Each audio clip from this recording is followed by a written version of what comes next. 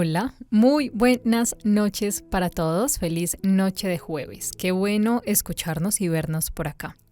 Como ustedes saben, estamos terminando de analizar, estamos terminando de hablar del libro Cómo sanar las heridas familiares. Estamos aprendiendo a sanar nuestra historia familiar. En este libro hemos hablado de 5 patrones, de 5 pasos para liberarnos de esos patrones destructivos. Ya hemos hablado de 3 de esos pasos. Hemos hablado de la importancia de reconocer esas creencias erróneas que de pronto hemos estado arrastrando de nuestra familia. También hemos hablado de la importancia de superar los miedos, de deshacernos, por así decirlo, de esos miedos que no nos pertenecen y que nos vamos dando cuenta que seguimos tomando como propios. Y también hemos hablado de la importancia de superar los juicios y los temores. Todo lo que aprendimos, todo lo que nos dijeron que éramos nosotros y que nos hemos estado creyendo y que eso nos ha estado limitando de alguna forma en nuestra vida. Hoy vamos a hablar del paso 4. Vamos a hablar de un tesoro, de encontrar un tesoro que habita dentro de cada uno de nosotros. El tesoro de la sanación, el tesoro de la libertad, el tesoro que cada uno de nosotros tiene allí en su interior, pero que está tan ocupado, está tan preocupado y está tan distraído que le ha dado ese poder a otras personas y que se ha dejado no solo manchar, no solo contaminar, sino que lo peor de todo es que ha adoptado esas cosas como propias. Entonces, acompáñenme hoy en el capítulo 4 de Cómo sanar tu historia familiar para que encontremos juntos ese tesoro. El libro empieza contándonos en este capítulo la historia de la estatua de Buda más grande del mundo. Esta estatua tiene más de 700 años de antigüedad, un peso aproximado de 5.5 toneladas y un valor de unos 14 millones de dólares norteamericanos. Permaneció oculta durante un tiempo y su verdadero valor se siguió desconociendo durante mucho tiempo más. La historia del objeto es curiosa. El Buda de oro, como es llamado, fue esculpido en Tailandia en el siglo XIII. En algún momento lo cubrieron de yeso, probablemente para tratar de proteger el valioso ícono de ladrones o saqueadores. Pero el disfraz fue tan bueno que aparentemente todo el mundo olvidó lo que tenía escondido debajo. El rey Rama III ordenó que la estatua, cubierta de yeso, se trasladara a Bangkok y se instalara en un templo. Con el tiempo ese lugar se descuidó y después, alrededor del año 1931, fue totalmente abandonado. La verdadera naturaleza de esta escultura no fue descubierta hasta 1955, cuando fue trasladada a su sitio actual, en Wat Phra Myt. Al prepararla para el traslado, se desprendió una parte de yeso, revelando el oro que tenía debajo. Los trabajadores se quedaron asombrados de su descubrimiento. Al igual que en el Buda de oro, nuestra verdadera naturaleza a menudo está cubierta e incluso totalmente olvidada. A veces está escondida por buenas razones. Tal vez creamos exteriores falsos para protegernos, por ejemplo, pero en último término, estas fachadas solo impiden que los demás y nosotros reconozcamos nuestro valor real. Esta historia nos lleva mucho a mirar hacia adentro. Como ya les he dicho, el proceso de sanación es un proceso que nos invita muchísimo a mirarnos a nosotros. Se nos dice que hay que mirar nuestra familia. Se nos dice en constelaciones que hay que honrar y tomar nuestro lugar. Pero muchas personas en el proceso de sanación se confunden porque se enfocan en su familia. Entonces me enfoco en mi mamá, me enfoco en mis abuelos, en mis hermanos, en mis tíos, en mis hijos y así sucesivamente. Y se olvidan del miembro más importante de la ecuación. Se olvidan de ustedes mismos, se olvidan de ellos mismos, se olvidan de su propio valor. Se olvida de lo importantes, lo valiosos y lo maravillosos que son. Entonces, como en este proceso de sanación ya hemos hablado muchísimo de la importancia de mirar hacia nuestros familiares, la importancia de honrar a nuestros ancestros, la importancia de recordar que ese amor es lo que nos une, que todo es amor y que el amor nos une. En este cuarto paso, en este cuarto capítulo, vamos a hablar de la importancia de recordar nuestra verdadera naturaleza, porque eso no es algo que tengamos que cultivar, no es algo que tengamos que aprender, es algo que tenemos que recordar. Todas las personas, independientemente del lugar en donde estemos, lo que sea que hagamos, somos personas muy valiosas. Todos tenemos habilidades, todos tenemos sueños, todos hacemos cosas buenas por las demás personas, sea desde la posición donde estemos.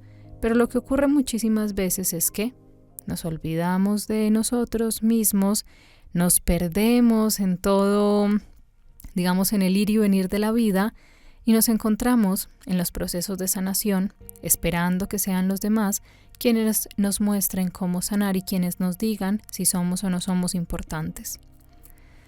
Sin embargo, la vida sabe desconchar el yeso. Cuando estamos llenos de oro por dentro de nosotros y pensamos que lo de afuera, si afuera estamos cubiertos con yeso y ese yeso son limitaciones, falsas creencias, pues la vida sabe cómo quitarnos todo eso. Aunque los momentos difíciles aparentemente nos hagan daño, las experiencias desafiantes pueden iniciar un proceso que revele nuestro dorado interior.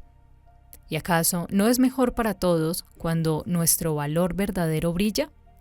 Ser honestos sobre lo que realmente somos nos permite cosechar nuestros tesoros.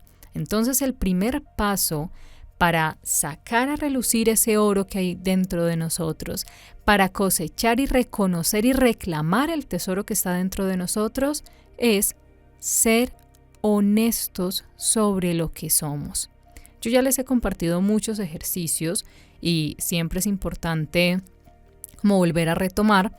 Hace poco, el día de ayer miércoles, les compartí un ejercicio como de 1 minuto donde los invitaba a preguntarse si en este momento de su vida eran felices. Si en este momento de su vida eran felices haciendo lo que hacen, siendo quienes son, estando en el lugar en donde están. Y es una pregunta que, como les dije, aunque suene muy sencillo, porque muchas personas dicen, no soy feliz. Sí, soy feliz por momentos, pero la felicidad es una construcción. No. No se pongan a divagar en lo que les dijeron, que el libro, que No se pongan a decir, es que la felicidad se construye a base de... No. Simplemente, ¿cómo suena? Pregúntense, ¿soy feliz? ¿Soy feliz haciendo lo que hago? Todos tenemos una definición diferente de la felicidad, pero es muy importante si mi definición, si lo que para mí es la felicidad, en este momento lo estoy experimentando. Y si la respuesta es un no, entonces la segunda respuesta que te tienes que hacer y que es muy importante que pienses en ello y que lo tomes con la seriedad que es necesaria, ¿qué estoy haciendo para cambiar esa situación? Lo mismo pasa cuando hablamos acá de recuperar lo que somos, de ser honestos. Yo les dejo una pregunta acá como primer paso. ¿Ustedes son honestos con ustedes mismos? Porque es muy fácil decir, no, yo soy muy honesto, yo soy una persona muy honrada, yo soy una persona muy leal con los demás. Pero con ustedes mismos, ¿son honestos? Este paso 4 de este proceso de sanación nos ayudará a descubrir quiénes somos bajo la superficie. Puedes desconchar el yeso descubriendo el valor de la resistencia, convirtiendo las debilidades en fortalezas, superando el comportamiento codependiente, aprendiendo a perdonar y estando dispuesto a cambiar tus opiniones si fuese necesario. El proceso de sanación, como yo les he dicho muchísimo, es un proceso que por ratos va a ser incómodo. Entonces muchas personas abandonan la sanación. ¿Por qué es eso? esperan simplemente escuchar cosas bonitas, entonces sentir cosas bonitas, que me digan todo lo que quiero escuchar y no, en realidad no va a ser así. Hay que estar dispuestos a desacomodarnos para poder volver a colocar todo en orden. Por eso en el capítulo 3 hablaba de que salir de la zona de confort, dejar de seguir creyéndonos ese montón de creencias y patrones que no nos pertenecen, dejar de seguir viviendo los miedos de nuestra familia, también implicaba desordenarnos un poco. Entonces hacía como la analogía de organizar nuestro armario. Para yo poder saber qué me sirve, qué no me sirve, qué estoy guardando, qué ya es momento de regalar y cómo lo voy a acomodar, tengo que sacar todo. Entonces lo mismo pasa con este proceso. Para poder recuperar nuestro valor, si de pronto hemos sentido que lo hemos descuidado, no lo conocemos o lo perdimos, para poder sacar ese brillo, ese oro que hay dentro de nosotros, que es esa capacidad de cambiar lo malo por bueno, es importante comprometernos con nosotros mismos.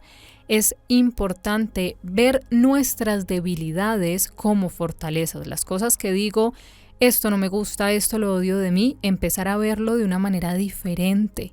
Y para eso hay que comprometernos a superar esos comportamientos codependientes, aprender a perdonar y estar dispuestos, por eso les digo, cuando hablamos de estos temas, tener la mente muy abierta a cambiar nuestras opiniones si fuera necesario. Y no estoy diciendo, con esto no quiero decir, y es importante dejarlo claro, que este libro o que lo que yo les estoy diciendo es la verdad. No, la verdad absoluta no existe.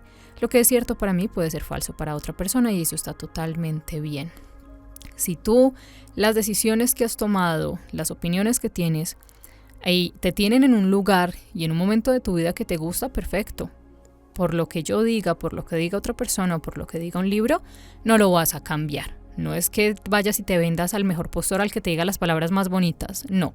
Obviamente uno tiene que mantener sus principios, su individualidad y lo que yo sé que soy.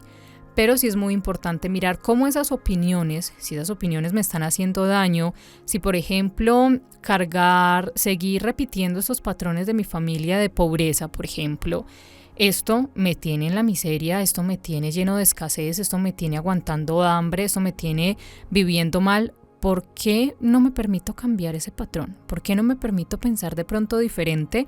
Al inicio del libro, el libro nos habla en el primer capítulo de una lista de creencias que es importante revisar y es importante trabajar para ver si las estamos repitiendo.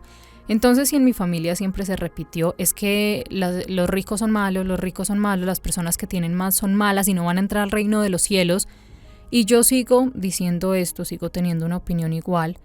Entonces, si yo me doy cuenta que la forma en la que estoy viviendo mi vida en cuanto a la economía es una forma que no me sirve, que cada vez que empiezo un proyecto, pues vuelve a mi mente esas opiniones de las personas que hacen esto son malas, tener dinero es malo, pues ¿por qué no me permito cambiar esas opiniones? ¿Qué es lo peor que puede pasar? Si me funciona, perfecto, y si no, pues también.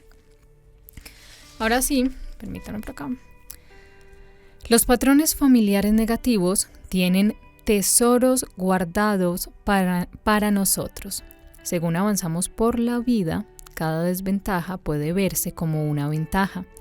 Aunque nos cueste creerlo, tener miedo a ver lo bueno de nuestras pruebas es habitual y natural, pues no queremos aprobar las cosas que nos han generado dolor.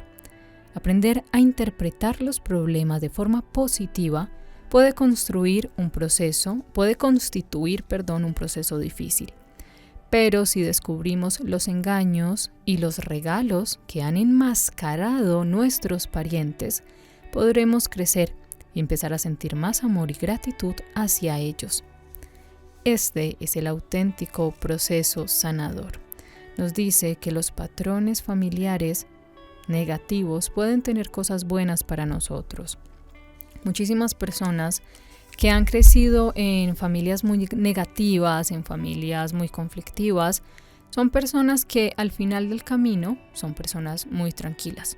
Son personas que aprenden que de todas esas cosas malas hay algo que se puede rescatar. Entonces, acá el libro nos dice, de todas esas cosas malas voy a mirarlas y voy a ver cómo esto me puede ayudar a ser una mejor persona. Y con esto, ayer, no sé cuándo hablábamos del tema, alguien decía, entonces hoy que estaba respondiendo comentarios, veía un comentario en el cuento de dónde están las monedas que decía no. Y si esas monedas son desprecio, son esto, son aquello, yo no las recibo, las boto y sigo así y rompo lazos. Claro, suena muy bonito, ya lo hemos hablado y es muy sano y es muy importante hacerlo, pero hay que hacerlo de una manera correcta. Ahora que estamos hablando del tema de constelaciones familiares, la otra semana les voy a ampliar un poquito más esto.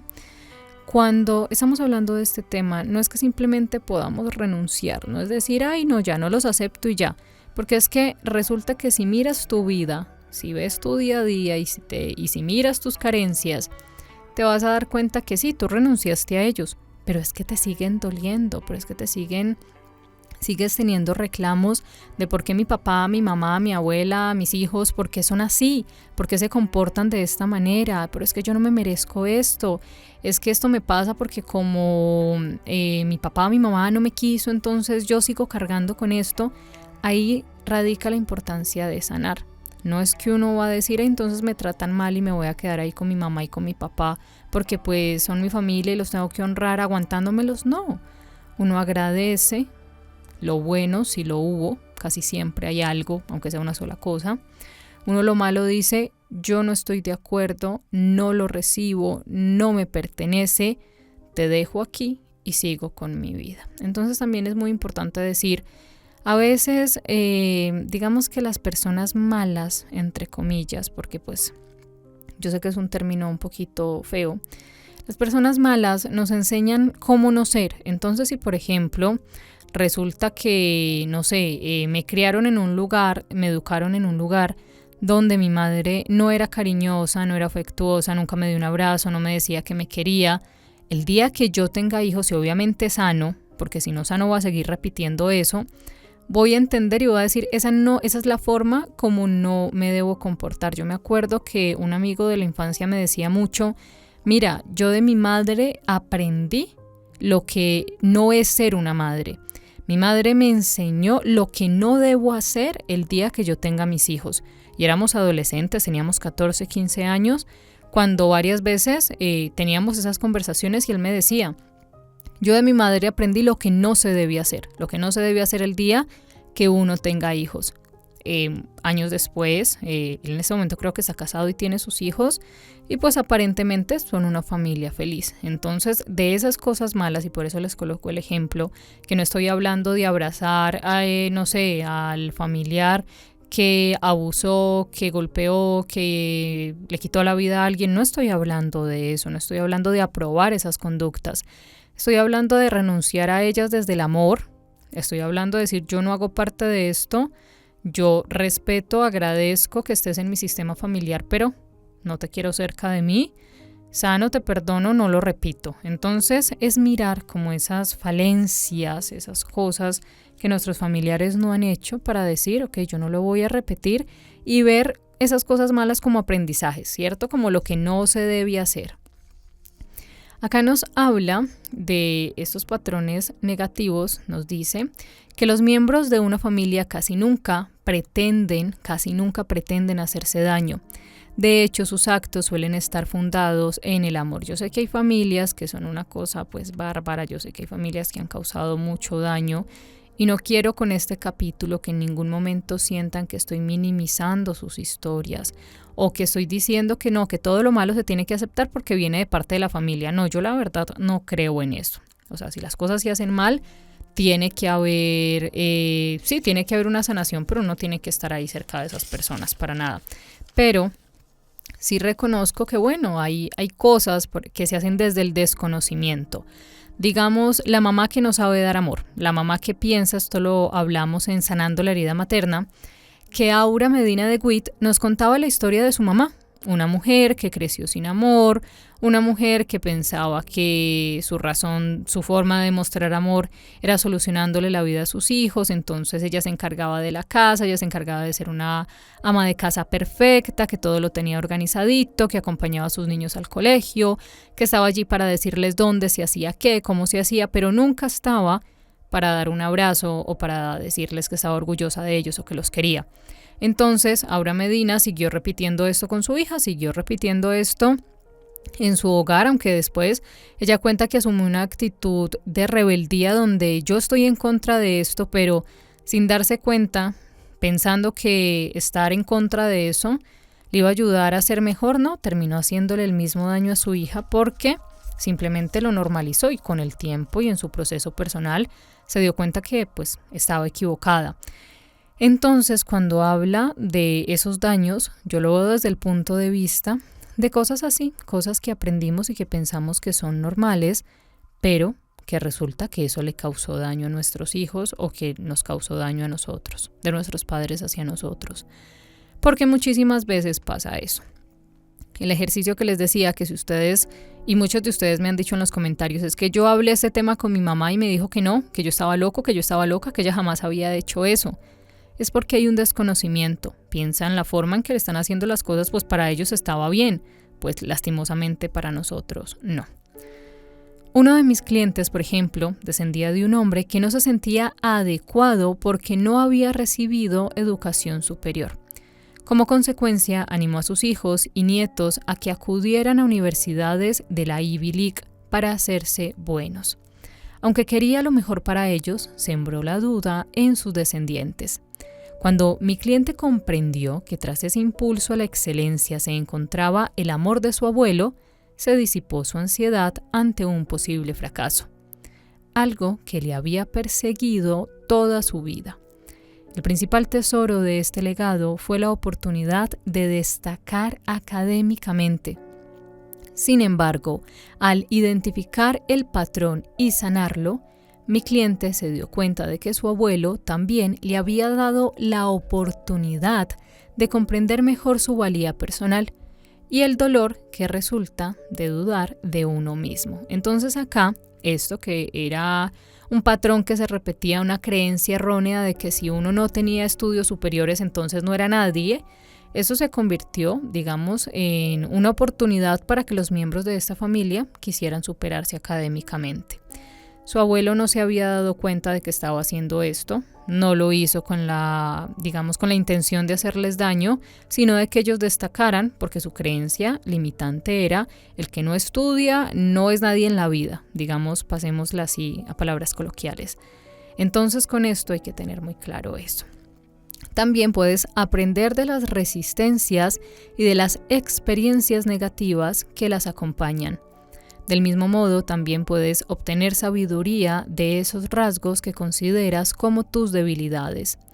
Es importante, pues esto te ayuda a ser lo que eres, así que podrías convertirlas en fortalezas o al menos obtener algo de ellas. Cuando dejamos de gastar energía ignorando y escondiendo las partes de nosotros que no nos gustan, ocurre algo mágico. Empezamos a descubrir regalos en nuestras debilidades y aprendemos a dar más. Como tenemos que ocuparnos de nosotros para poder llegar a los demás, el proceso de aceptar todos los aspectos de nuestra personalidad alimenta nuestro esfuerzo de amar incondicionalmente, empezando por nosotros. Aprender de mis debilidades me va a ayudar muchísimo a relacionarme con los demás. ¿Por qué? Porque como yo estoy ocupado tratando de convertir mis cosas malas en buenas, estoy observándolas, viendo a ver esto de dónde procede, para qué me está sirviendo, por qué lo sigo cargando, ¿qué va a ocurrir? Cuando llegue a los demás, voy a dar lo mejor. Cuando llegue a los demás, lo que hemos hablado en libros de Walter Rizzo, no lo voy a hacer desde la necesidad. Es que necesito que el otro venga y me complemente. No, porque es que yo ya me conozco. Muchas veces, y es muy triste verlo, cuando estábamos hablando de este análisis del libro Manual para no morir de amor, dejamos ese tema un poquito ahí cortado porque seguimos hablando de la sanación, pero pues más adelante lo retomaremos. Hablaba muchísimo de personas, mostraba muchos ejemplos en el libro, de personas que decían es que él llegó o ella llegó y le dio sentido a mi vida, o esta persona conoce mis debilidades y las utiliza para atacarme.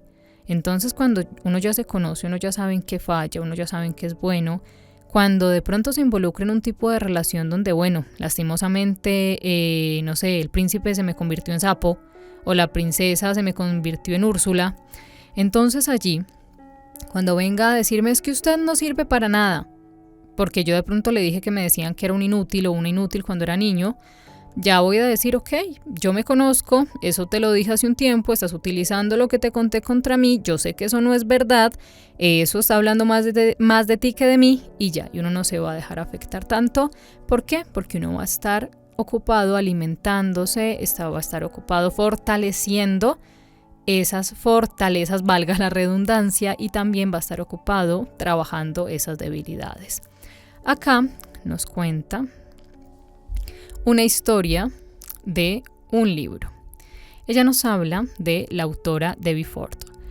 Acá en un libro que se llama The Dark Side of the Light, habla sobre el proceso de dar la bienvenida a nuestras debilidades, denominadas por ella el aspecto de sombra de nuestra personalidad. Ford describe que las cosas que detestamos de nosotros pueden minar nuestra sensación de valía y que cuando nos enfrentamos de cara a nuestro lado oscuro, lo natural es escapar o hacer un trato con él para que nos deje en paz. Sin embargo, Ford destaca que cuando lo hacemos, encerramos sin querer algunos de nuestros recursos más valiosos. Estos atributos intentan salir a la superficie para captar nuestra atención y podemos usarlos para mejorar. Pero, como nos da miedo enfrentarnos a ellos, invertimos un montón de energía en mantenerlos encerrados. En el proceso terminamos sintiéndonos cada vez más despreciables. Esos aspectos salen a la superficie cuando desaparece la presión, como un balón de playa gigante que ya no pudiéramos mantener bajo el agua. Cuando dejamos de esforzarnos por esconder partes de nosotros mismos, estas tienen la oportunidad de salir a flote y marcharse a la deriva, como si fueran un balón de playa. Las familias suelen esconder sus asuntos problemáticos por orgullo o miedo, pero eso implica una falta de honestidad y la mentira emocional nos impide crecer y sanar. Al final todo sale a la superficie, aunque pasen muchos años. A las familias les puede dar miedo la honestidad, pero para crear hogares emocionalmente sanos y felices deben ser honestas. Como con el balón de playa, para que la familia sane, todo debe salir a la superficie. Esto lo hablamos por primera vez acá en Mentes Positivas en el libro Este dolor no es mío. Allí nos hablaba de unas historias, nos contaba la primera historia de un chico que tenía insomnio, un chico que tenía como 19 años, 20 años, y el insomnio había aparecido a los 19. Justo en esa fecha, años antes, había fallecido un tío suyo a causa de como un problema con una tormenta y algo de su trabajo que tenía que ver con electricidad. Pero esto era un secreto de la familia que pues se mantenía así como que no se hablaba. Y esto, lo que no se sana, ya lo hablamos en Este dolor no es mío, pues sale a flote. Lo que nosotros pensamos que está enterrado no es así. Ayer, en un trabajo con una constelación familiar, se estaba hablando de la importancia de colocar el orden, cuando hablábamos de los órdenes del amor, que es un tema que yo les compartí a ustedes un video y en los comentarios muchas personas me han dicho, es que no entiendo, es que estoy perdido, es que cómo es eso. Más adelante les voy a explicar un poquito más, este tema se los voy a ampliar más. Pero ayer, por ejemplo, en la constelación hay un ejercicio que les voy a compartir. Yo creo que el lunes les comparto ese ejercicio. Es un ejercicio muy bonito, que es un ejercicio que nos ayuda a tomar nuestro lugar en la familia, ¿cierto? A reconocernos. Entonces, en ese ejercicio se pedía colocar quiénes eran nuestros hermanos. Una persona que estaba haciendo su constelación decía, bueno, es que antes de mí hubo un aborto, pero entonces yo soy la hija mayor.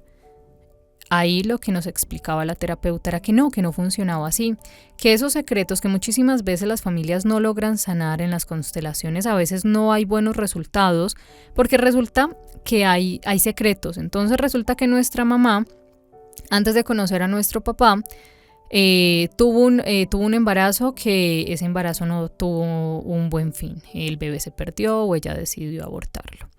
Ya después se casó con nuestro papá o se fue a vivir con nuestro papá, lo que sea, y de allí nacieron hijos. Entonces uno siempre dice, no, es que mi hermano mayor se llama Pedrito, ¿cierto? Pedrito. Pero resulta que en la constelación algo no cuadra, algo no sana. ¿Qué es lo que pasa? ¿Cuáles son los secretos? En el proceso de constelar también hay que mirar los secretos de la familia, porque es que resulta que, por ejemplo, en esa historia que les contaba de la constelación de ayer, resulta que es que el hijo que la mamá había abortado, ese era el primero, y el que nació después estaba ocupando un lugar que no le correspondía. En los órdenes del amor, colocar el amor en orden, los órdenes del amor de Bert Hellinger, nos ayudan a entender eso, que cuando ocupamos nuestro lugar, venga, las cosas se empiezan a ocupar, se empiezan a mejorar. Es que yo era el hermano mayor y a mí me dieron un montón de responsabilidades que no me correspondían. Yo estaba tomando el lugar del papá, cosas que después pasan que como mujeres de pronto asumimos el rol de mamá de nuestro esposo, pero es que el rol de esposa queda vacío y después viene alguien a ocuparlo. Eso pasa también. Esos secretos de la familia a veces son los que no permiten sanar el sistema familiar. Entonces también para la sanación es muy importante indagar en esos secretos. Lo que la familia ha guardado, esos secretos para que la familia sobreviva. Pues resulta que es que eso está saliendo a flote y está saliendo a flote en depresión, está saliendo a flote en pensamientos de carencia, en pensamientos de escasez, en pensamientos suicidas y en un montón de comportamientos agresivos dentro de la familia. Entonces, para sanar nuestro sistema familiar también es muy importante conocer esos secretos. Como les digo, tal vez nos demos cuenta de cosas de nuestros padres que no nos gustan. Ya en Sanando la herida materna hablamos de que en ocasiones nos va a tocar bajar a mamá y a papá del pedestal, pero que hay que hacerlo, que es necesario para poder hacer esto de una manera correcta. Acá vamos a hablar de la sanación de patrones de abuso y de codependencia. El libro nos dice acerca de esto que conocer nuestras características negativas y positivas nos permite tener éxito en el juego de la vida. ¿Conocemos nuestras debilidades o las escondemos en un armario, fingiendo esperanzadamente que no existen?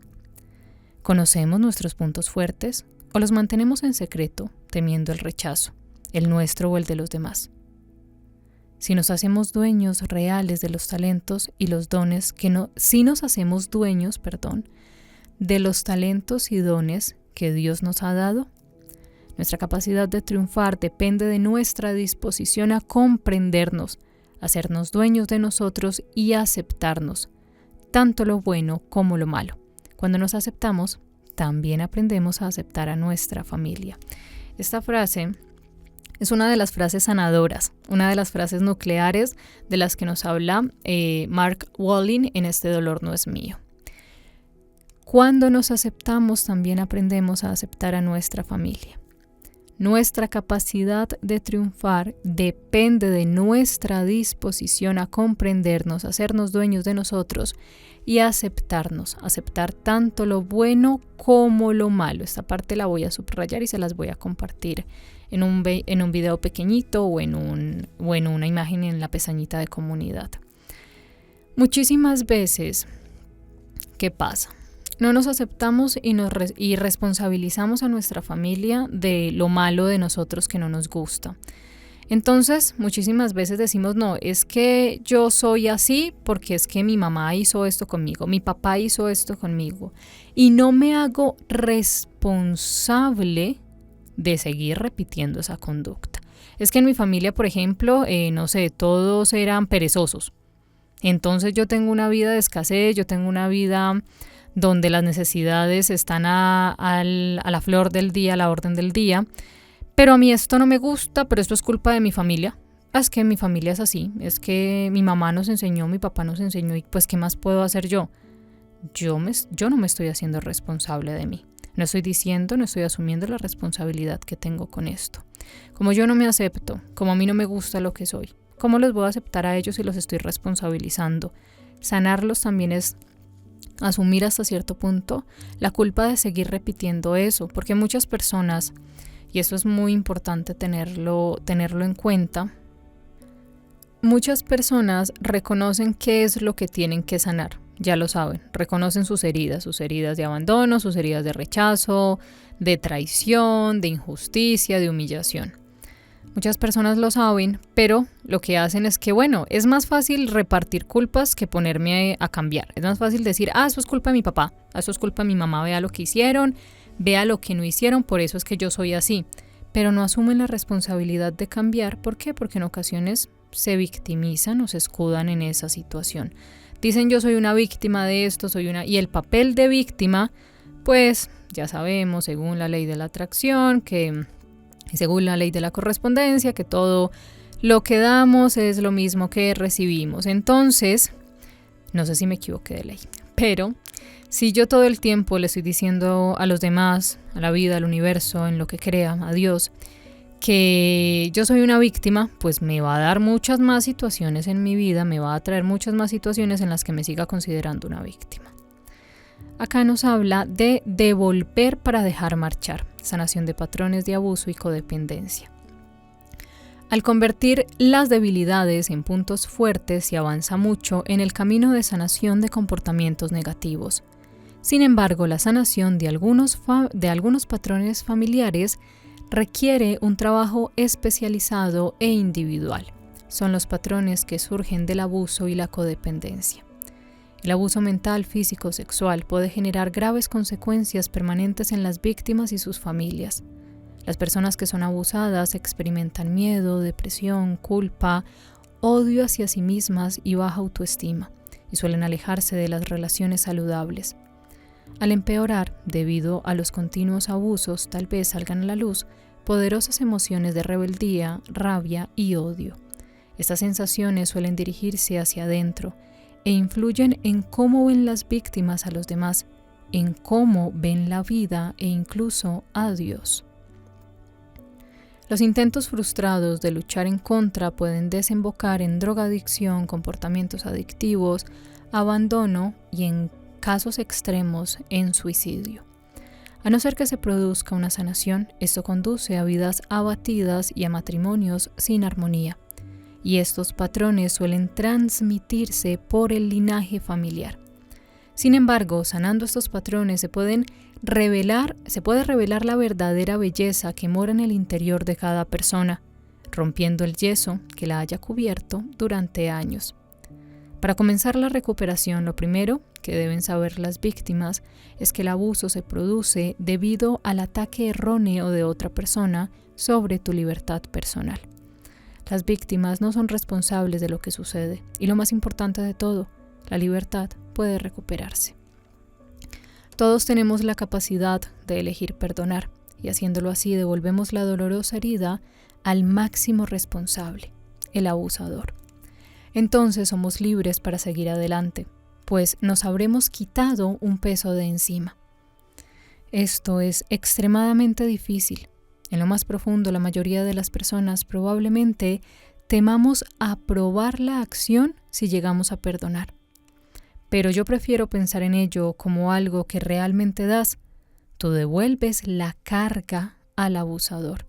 Te niegas a odiarle y a enfadarte, algo probablemente implícito en las acciones del verdugo.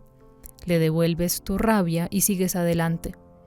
Al fin y al cabo, gran parte de lo que sucede en esa situación es que el abusador transfiere su estado doloroso a la víctima.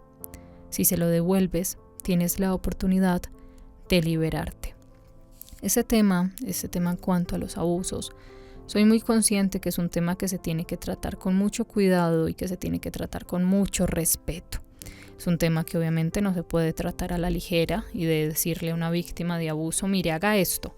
No, porque son procesos donde se requiere mucho acompañamiento, donde se requiere tiempo para sanar, donde se requiere fortalecer la autoestima de la persona y trabajar muchas cosas, pero mirándolo, hablándolo acá de una manera así muy superficial, según lo que nos dice el libro, es muy importante, si hemos pasado por cualquier tipo de abuso, entender que no es nuestra culpa. Generalmente las personas que han sufrido algún tipo de abuso empiezan a responsabilizarse y es peor cuando no han hallado justicia. Es peor cuando son víctimas de un abuso y no hay una compensación, no hay justicia. La persona que hizo lo que hizo, yo les contaba, creo que en Este dolor no es mío, por ese tiempo cuando estábamos analizando ese libro, hubo una situación muy lamentable acá en Colombia de una chica que se quitó la vida y dejó una carta en su Facebook. Y fue algo muy triste porque ella contaba que había tomado la decisión porque cuando era niña, había sido abusada por un miembro de su familia. Que ese miembro de la familia ya había abusado de otras personas de la familia, de otras mujeres de la familia. Y que todos lo sabían, todos lo aceptaban y que ella se había alejado de esa familia, pero que por un suceso tuvo que como volver a convivir con ellos un tiempo. Ella ya era madre de una niña pequeña. Digamos que para ella era muy difícil ver cómo esa persona que había abusado de ella seguía gozando de los privilegios de la familia, aplaudido, aceptado, el hombre de la familia, cuando muchos sabían que era un abusador, sabían lo que le había hecho a ella y a otras personas pues de la familia, inclusive a una tía de ella. Entonces para ella era muy difícil. Como que todo desencadena, pues la chica ya tenía problemas previos, tenía problemas de depresión, tenía muchas cosas que obviamente es una decisión que uno no la debe de cuestionar porque no estás en los zapatos de la persona y no debes de decir, ay, hizo bien o hizo mal, porque no sabes lo que la persona estaba pensando en ese momento o estaba sintiendo, las cosas por las que estaba pasando. Entonces, eso fue un caso, la verdad, muy traumático, muy triste.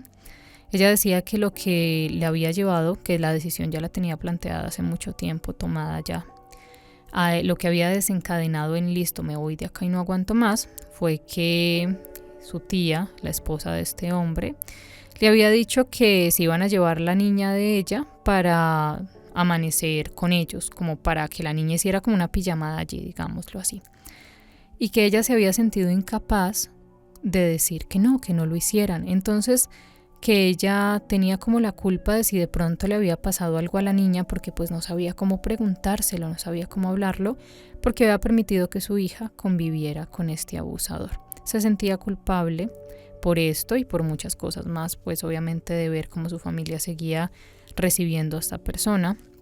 Y obviamente, como les digo, es un tema muy delicado, pero muchísimas veces en muchas familias pasa esto. Yo recuerdo también, creo que se los comenté en Este dolor no es mío, que en ese tiempo era cuando les compartí el libro, fue en septiembre, que acá en Colombia es Amor y Amistad, que es como San Valentín, que es como la celebración de San Valentín. Veía en un grupo, como, no me acuerdo de qué era la verdad, pero era como una imagen, era como un escrito mejor, que hablaba de que estas fechas, como esas fechas de celebración, como la Navidad, como el Día de Madres, fechas donde se reunía la familia, para algunas personas, para algunas mujeres, eran fechas muy tristes porque tenían que volver a convivir en la mesa con su abusador, que el abusador estaba dentro de la familia y las familias lo sabían, pero pues no hacían nada, ya había pasado. Entonces también es algo esos procesos, como les digo, son procesos que no es un proceso de decir, ay, yo te doy este consejo, yo te digo esto, lee este libro, porque son procesos complicados, o sea, no digamos complicados, son procesos complejos mejor. Son complejos que siempre es importante llevarlos de la mano con un terapeuta, llevarlos con una guía, con una persona que nos guíe, valga la redundancia, y nos ayude como a superar y a trabajar y a sanar eso. Pero algo que dice el libro y que es muy importante es que no es nuestra responsabilidad. Cuando alguien nos hace algún tipo de daño, no tenemos la culpa. Acá ya nos habla de que otro paso muy importante para sanar y descubrir el tesoro de tu interior, del interior de tus hijos y de tus familiares, es convertir tu hogar en un refugio seguro. Llénalo de amor y deja que tus seres queridos sepan que los errores son inevitables y aceptables. Hay muchos, bueno, esto lo he visto más que todo como por cositas de, ¿cómo se llama? Creo que Pinterest, algo así. Digamos que se llama Pinterest. Habla muchísimo, hay como un montón, ¿cómo se llama eso? Estas cositas que se pegan en la pared, que son como cuadritos así, con imágenes como, bueno, en este hogar está permitido llorar, en este hogar está permitido hacer esto y hacer aquello. Hacer de nuestro hogar un refugio seguro es importante porque hay una diferencia, a mí esa diferencia la aprendí cuando tenía 18 años y fue con una frase que vi afuera de una iglesia, era muy chistoso. Que muchas personas tenían casa, pero muy pocas personas tenían un hogar. Dichosos los que tenían las dos cosas en el mismo lugar. Que una casa tener una casa es un lugar donde nos protegemos del sol, de la lluvia, es un lugar seguro, ¿cierto? Pero que un hogar es el lugar donde están las personas que son importantes para ti, las personas que te aman. Entonces, una invitación, si ustedes, les pregunto mejor, si su hogar es un lugar seguro. Si cuando ustedes llegan a su casa, ustedes sienten que están a salvo. Llegaron al lugar donde pueden ser ustedes, donde sus sentimientos son importantes, donde sus necesidades son escuchadas y son atendidas. Y si no es así, empiecen a replantear por qué. ¿En qué momento el hogar dejó de ser, su casa dejó de ser un hogar? ¿En qué momento su casa dejó de ser un lugar seguro? Y si, por ejemplo, aún viven con sus papás, aún viven de pronto con su primer núcleo familiar, es muy importante. Si hay personas que se quedan viviendo con los papás y eso está muy bien, obviamente eso son decisiones. Hay personas que se quedan viviendo con sus papás porque pues es un lugar seguro, sus papás les cuidan, les respetan, entonces obviamente pues ¿quién se va a ir de un lugar donde le tratan bien, no? Pero también hay personas, y he visto muchas historias personales de amigos y en terapia, personas que me dicen, no, es que yo vivo con mi mamá y mi papá y eso es horrible, me tratan horrible y yo no sé cómo irme. También es importante mirar por qué seguimos allí. Y si decimos no por cosas económicas, por esto y por aquello, si creo que esta semana alguien me escribió de un caso que pues no se podía ir porque dependía de ellos totalmente, también ver cómo podemos ir sanando nosotros para ir cambiando eso. Entonces es muy importante preguntarse. Entonces la pregunta que les dejo es, ¿su casa es un hogar? ¿Ustedes consideran que su casa es un hogar? Y si no, ¿por qué? Acá les voy a compartir algo que nos habla en el libro. Nos dice: otro paso importante para sanar y descubrir, por tanto, al tesoro de tu interior, del interior de tus hijos y de tus familiares, es convertir tu hogar en un lugar seguro. Cada vez que nos confundimos, nuestros errores también nos ofrecen la oportunidad de aprender. Si vemos que al aceptarnos obtenemos cariño, nuestra capacidad de aprendizaje y de crecimiento aumentará significativamente, así como nuestra capacidad de crear hogares y familias comprensivas. Y al llegar a este punto empezaremos a ver con más claridad el oro que subyace en nuestro interior. La vida genera una diversidad de historias dramáticas que nos dejan deseando algo: más amor. La mayoría de nosotros lo hacemos lo mejor que podemos. Y lo único que queremos es que alguien nos cuide, especialmente en nuestra casa. Pero mucha gente no se da cuenta de lo que busca. Así que creen erróneamente que estarán más felices y contentos con mayores riquezas, controlando a los demás o con los placeres transitorios de los comportamientos adictivos. Y frecuentemente el dinero, la fama y el éxito laboral o el consumo de drogas, alcohol, cigarrillos o recetas médicas generan el engaño de la aceptación, la libertad y el cariño. Estas personas solo identifican sus necesidades reales cuando desmenuzan las motivaciones que les hacen participar en comportamientos destructivos. En lo más profundo de su ser, casi siempre, desean sentirse amados por su familia más que por ninguna otra persona. A menudo formulo esta pregunta a mis clientes, y yo les dejo esta pregunta a ustedes también. ¿Qué es lo que más quieres?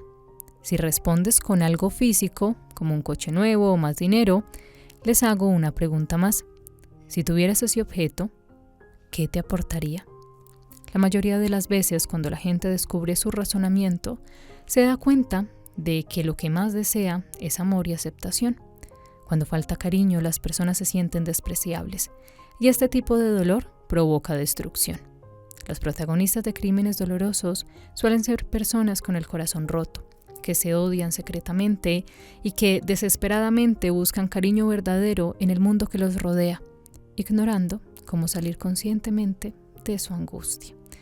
Entonces, en esta última parte, esta parte que les voy a compartir hoy, porque este capítulo es un poquito extenso y se los voy a compartir en 2 partes. Mañana viernes les comparto la parte final y los ejercicios porque todavía nos queda más que aprender y yo sé que es mucha información. Les dejo esa pregunta, no solo lo de su casa, lo de su hogar, sino también qué es lo que más desean y si en realidad las cosas físicas, lo del exterior, tiene la capacidad de hacerlos felices. Y yo no estoy diciendo, yo siempre creo que les he dicho que yo entiendo que el dinero se necesita, vivimos en un mundo material. Si estuviéramos de pronto en otro universo, en otro plano, pues sería diferente. Pero estamos en un mundo material donde obviamente necesitamos cosas materiales para estar cómodos, ¿no? Pero si depositamos toda nuestra felicidad y todo lo que soy en las cosas materiales, me voy a ir perdiendo en el proceso. Entonces también es muy importante eso, mirar cuál es nuestro lugar seguro, si nuestro hogar es nuestro lugar seguro y cuáles son las personas que son un lugar seguro para nosotros y también si nosotros somos el lugar seguro de alguien que queremos, nuestros hijos, nuestros hermanos, nuestros padres, nuestros abuelos, nuestra pareja y así en este núcleo familiar. Entonces, mis queridos, me encantaría muchísimo que me dejaran en los comentarios las respuestas a estas preguntas. Nos vemos mañana en directo para que continuemos analizando este 4º capítulo y continuemos hablando del tesoro que se esconde en nuestro interior y que aprendamos juntos a sacar ese tesoro. Un abrazo gigante para todos, vivan bonito, sueñen bonito, adiósito.